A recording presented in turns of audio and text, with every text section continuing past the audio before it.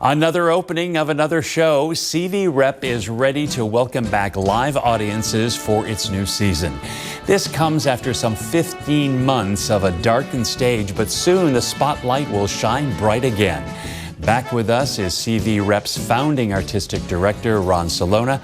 Welcome back, Ron. It's good to see you. Thank you. It's good to be seen. I'm so thrilled. When you say, welcome back to the stage, I got excited.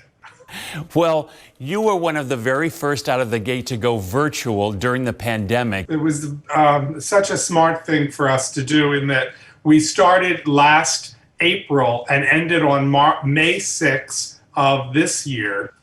And it was a weekly show, and it was a challenge, but it was worth doing. Planning for the new season, what was your goal? Well, definitely the goal was to have people in the audience and actors on the stage. But we're going to ease in to what that looks like in this new world. So what we're doing is a classical music series. We continue it on July 25th with a concert in partnership with the Palm Springs Opera Guild. And that's going to be featuring Jacqueline Fontaine, a renowned opera singer and multi-award winning artist. Do you have a theme for this particular season? We do. Hopes, dreams, and expectations. I think we could all relate to that. We all had hopes, dreams, and expectations of what this year would look like. And now we will try and live them out. Ron, you've got some exciting shows planned for this season. What are they? We open with a play called Bakersfield Mist in November by Stephen Sachs. And it's about a woman who lives in Bakersfield in a trailer park. And she's bought a painting for a few bucks from a thrift store. Despite almost trashing it, she's now convinced that she has a lost masterpiece by Jackson Pollock worth millions of dollars. Well, that sounds like fun, doesn't it? All right, what else is after that?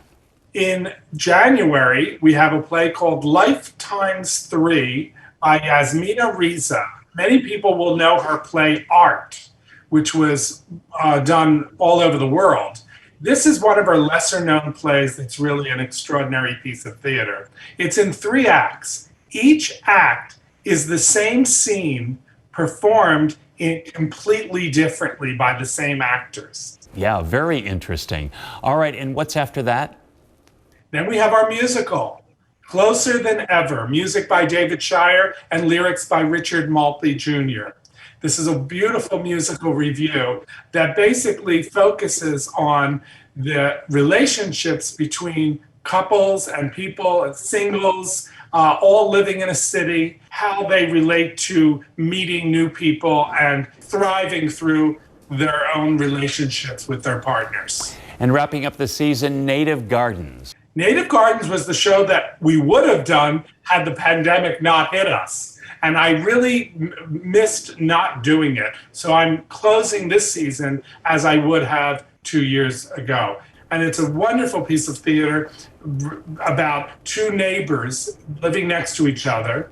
And one of them is established in Washington, D.C., has this beautiful garden, and the new neighbors are a much younger couple, more of today, and they basically want to create this native garden. Fence line between the 2 gardens, 2 feet are in their new neighbor's garden, and it's about how they relate to the neighbors in regard to having to tell them that their prize garden is going to have to be cut by 2 feet. And this is a comedy, and very funny, but it really spells out a lot of poignant issues, including racism, ageism, and it's a wonderful piece of theater.